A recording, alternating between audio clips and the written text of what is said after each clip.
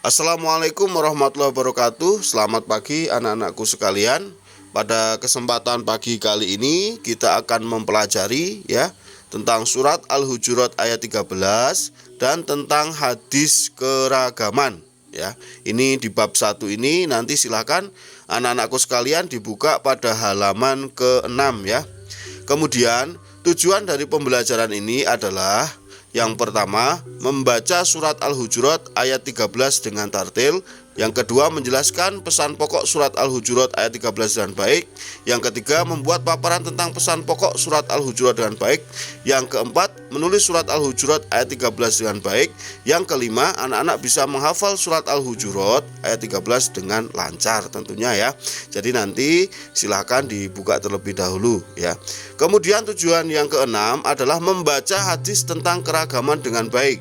Selanjutnya, menulis hadis tentang keragaman dengan baik. Selanjutnya, menghafal hadis tentang keragaman dengan lancar.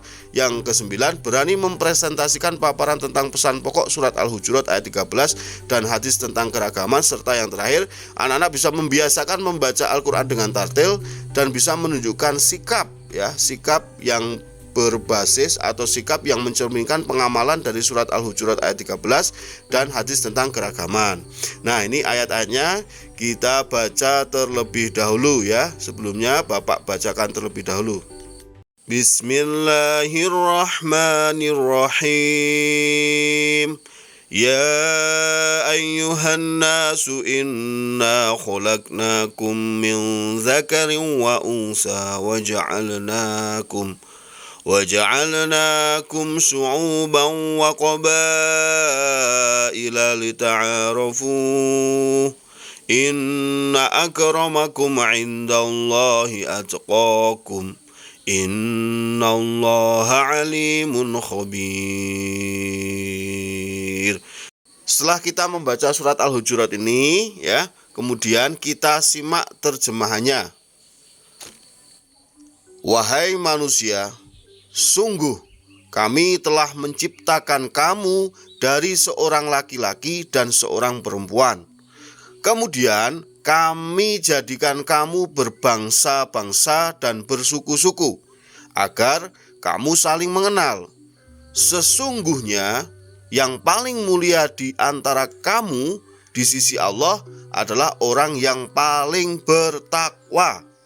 Sungguh Allah Maha Mengetahui dan Maha Teliti.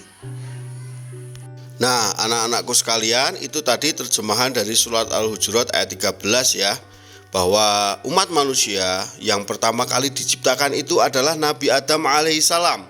Kemudian dari tulang rusuk beliau diciptakanlah Ibu Hawa, yang mana Ibu Hawa ini adalah seorang perempuan. Jadi di dalam ayat ini dijelaskan bahwa kita itu diciptakan dari seorang laki-laki dan seorang perempuan. Yang awalnya hanya Nabi Adam alaihissalam dengan Ibu Hawa, akhirnya berkembang menjadi banyak, menjadi berbangsa-bangsa dan bersuku-suku. Tentunya dengan segala macam perbedaannya. Ada suku Jawa, suku Sunda, suku Madura, suku Bugis, suku Batak, itu berbeda Tujuannya apa? Tujuannya adalah untuk saling mengenal. Nah, perbedaan di sini jangan dijadikan sesuatu penyebab kita terpecah belah, penyebab kita tidak menghormati, penyebab kita tidak menghargai teman-teman kita yang dari daerah lain.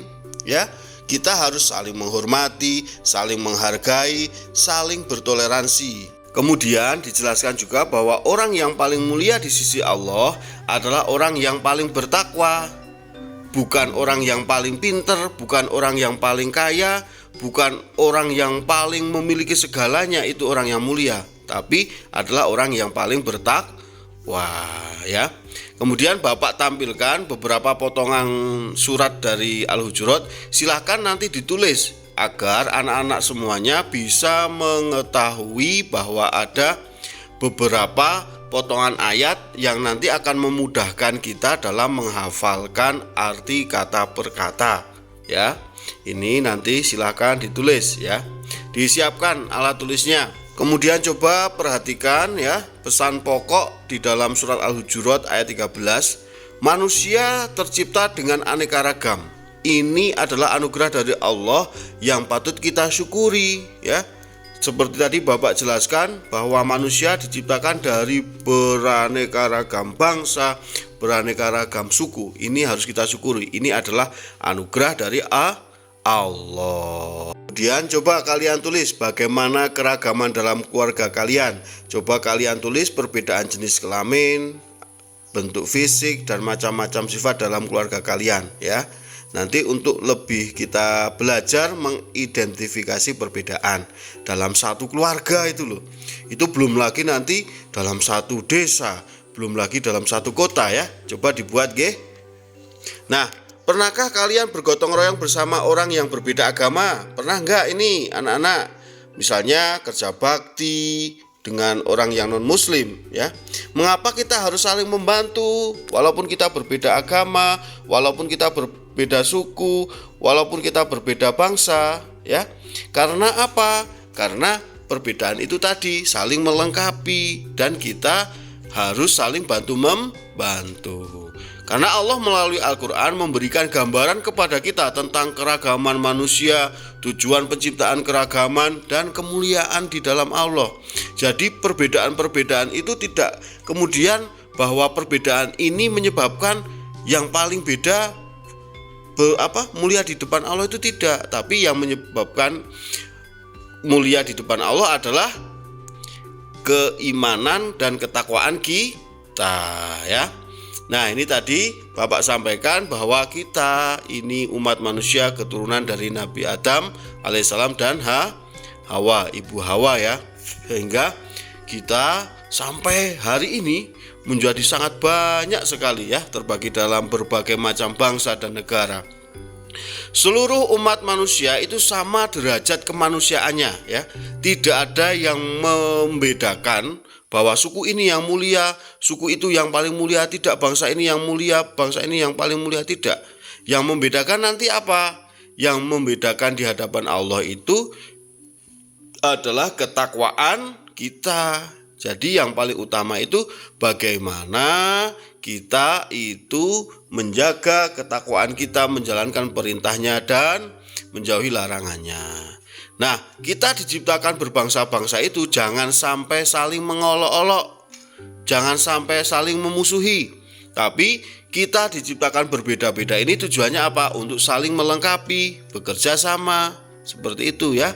Allah tidak senang dengan orang-orang yang menampakkan kesombongan dengan keturunannya.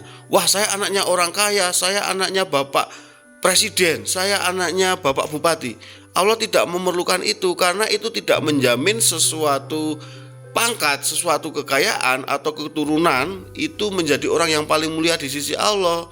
Yang menjamin kita mulia di sisi Allah itu adalah apa? Ketakwaan. Kemudian di yang bagian terakhir bahwa Allah itu maha mengetahui segala sesuatu, baik yang tak tampak maupun yang tampak. Sehingga kita sebagai umat Islam, kita harus menjalankan perintahnya dengan sebaik mungkin dan menjauhi larangannya dengan sebaik mungkin. Nah, anak-anak, kemudian apabila kita ya di dalam satu keragaman yang berbeda-beda itu kita harus mengembangkan sikap apa? Saling berlapang dada, saling bertenggang rasa ya, saling menghormati, saling menghargai dan saling bertoleransi. Jadi kita berbeda-beda dalam persaudaraan dan bersaudaralah dalam perbedaan. Ya. Kemudian anak-anak ya, belajar Al-Quran terutama di dalam surat Al-Hujurat ini kita tidak hanya membaca saja, tapi kita juga harus latih menulis ya, berlatih menulis. Karena apa? Karena kalau kita rajin menulis ya, ilmu yang kita tulis itu insya Allah tidak akan pernah kita lupa. Nanti harapannya dengan anak-anakku sekalian menulis surat Al-Hujurat ini, anak-anak bisa lebih mudah menghafalkan ya. Siapa tahu nanti kita belajar dari potongan surat, nanti lama-lama bisa satu Al-Quran ya, bisa menjadi seorang hafid ya dengan menghafal surat Al-Hujurat. Nanti kita akan mengembangkan kehafalan-hafalan berikutnya ya. Jadi anak-anakku sekalian, kenapa kita membaca Al-Quran? Karena suatu saat Al-Quran itu akan menjadi penolong kita ya. Selanjutnya kita akan membahas tentang hadis keragaman ya. Jadi tadi sudah kita mempelajari Al-Quran Surat Al-Hujurat ayat 13. Nah, hadis ini yang nanti akan menjadi pelengkap dasar ya, dasar kita bagaimana menghargai perbedaan-perbedaan yang ada. Bapak bacakan dulu hadisnya.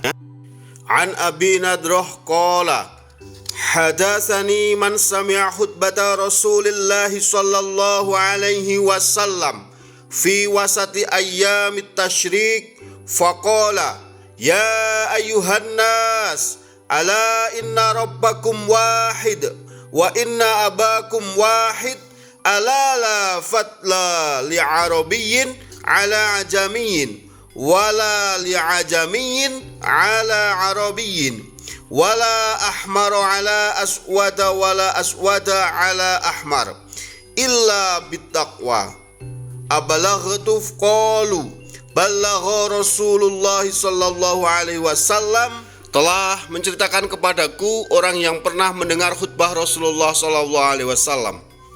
Di tengah-tengah hari tasyrik beliau bersabda, wahai sekalian manusia, Rob kalian satu ya, Tuhan kalian satu, dan ayah kalian satu, maksudnya Nabi Adam alaihissalam. Ingatlah, tidak ada orang ajam. Orang ajam itu selain Arab ya. Tidak ada ajam atas orang Arab. Maksudnya orang ajam itu tidak lebih mulia daripada orang Arab, dan orang Arab juga tidak lebih mulia daripada orang selain Arab. Tidak ada kelebihan bagi orang yang berkulit merah kecuali dengan ketakwaan. Artinya bahwa dengan berbeda kulit itu tidak menandakan bahwa yang kulitnya putih itu yang paling bertakwa, yang paling mulia, itu bukan. Ya. Jadi orang Arab, orang yang paling mulia di sisi Allah, tidak. Yang membedakan nanti adalah ketakwaan kita sebagai umat Islam. Sehingga mari anak-anak kita harus berperilaku ya. Berperilaku sesuai dengan surat Al-Hujurat ayat 13 dan sesuai hadis keragaman tadi ya. Kita harus mempererat persaudaraan antar bangsa dan suku walaupun berbeda bahasa dan rasnya. Begitu pula kita tidak boleh merasa tinggi di hadapan orang lain, karena orang yang paling mulia di sisi Allah siapa tadi? Adalah orang yang paling bertakwa. Kemudian kita juga harus bersikap toleransi, tidak membeda-bedakan dalam berteman, saling menghormati, saling menghargai, dan rajin beribadah untuk meningkatkan ketakwaan kita. Nah, itu tadi anak-anak pesan pokok yang terdapat di dalam surat Al-Hujurat dan hadis keragaman. Semoga bermanfaat dan kita bisa bersikap dengan selalu mencerminkan pengamalan surat Al-Hujurat ayat 13 dan hadis keragaman. Terima kasih. Assalamualaikum warahmatullahi wabarakatuh.